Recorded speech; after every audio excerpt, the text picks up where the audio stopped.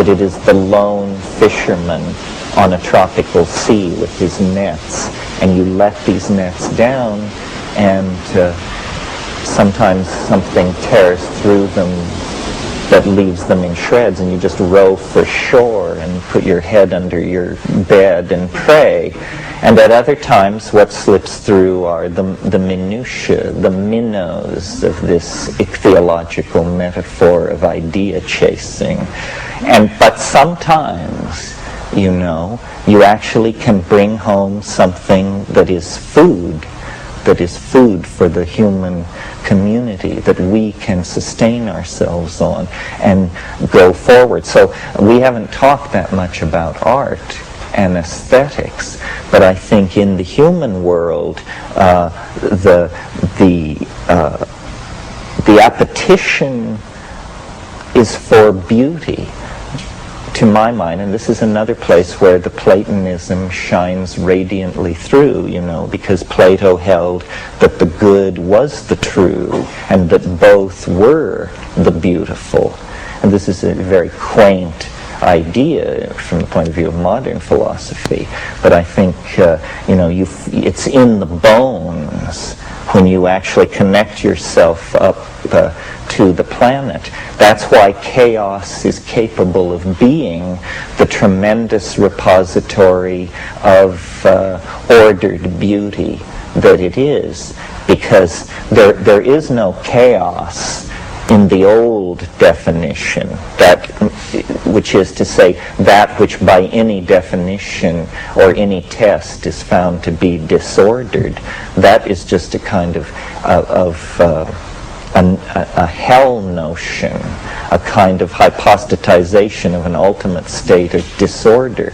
But nowhere in the world that is deployed through space and time do you encounter that. Instead, what you encounter is embedded order upon embedded order, this fractal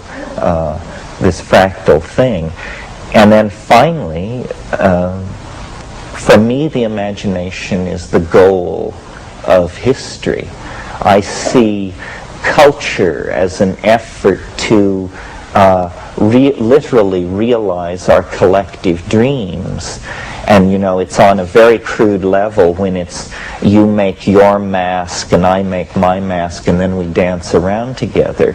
And it's even at a very crude level when it's you design your shopping mall and I'll design my World Trade Center and we'll put them on the same piece of real estate. But we're coming now through media, I believe, through virtual reality and human-machine integration and this kind of thing, into a situation where the imagination is going to be something that we can share, that the path of mind through its own meanderings will become something that can be recorded and played back. We will have the possibility of living in our own past, or you know, creating and trading realities as art.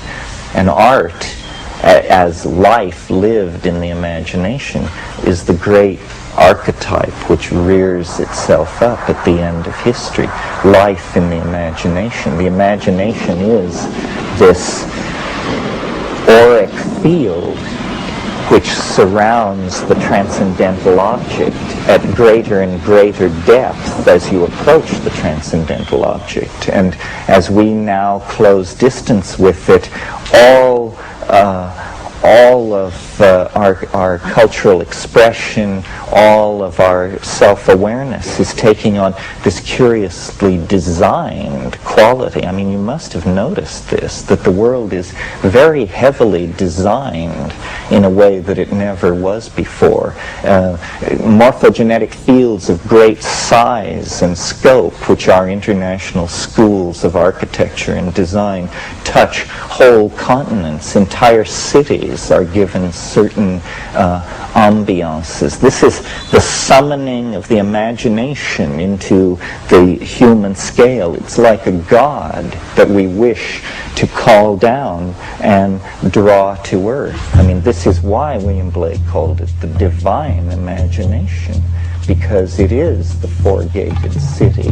It is the flying saucer. We are on a journey to meet this great attractor, and as we close distance with it, it is more and more a multifaceted mirror of our images of beauty. So it's like an ascending learning curve that becomes asymptotic, and at that point you're face to face with a mystery, a living mystery that is within each and all of us. It's the imagination that argues for the divine spark in human beings. It's absolutely confounding if you try to get biology to produce it for you as a necessary quantity. It isn't that. It's an emanation from above. It is literally a descent of the world soul into all of us. We then become the atoms of the world soul, and our channel to it is by closing our eyes and obliterating our immediate personalized space-time locus and falling into the imagination, which is running like a river through all of us endlessly, driven by the hydraulic momentum of the cataracts of chaos, which usher into the creativity of the imagination. I mean, these river metaphors are just endlessly applicable to this. The flowing of forces over landscapes, the pressure of chaos on the imagination to create creativity, and it's looping back into the same. I mean, these things are the icons for the world that wants to be. But the key is surrender and dissolution of boundaries, dissolution of the ego, and a trust in the love of the goddess, which transcends rational understanding. There will come a moment which will be an absolute leap into space, and we will simply have to have the faith that there is something waiting there, because the dominator style has left us no choice.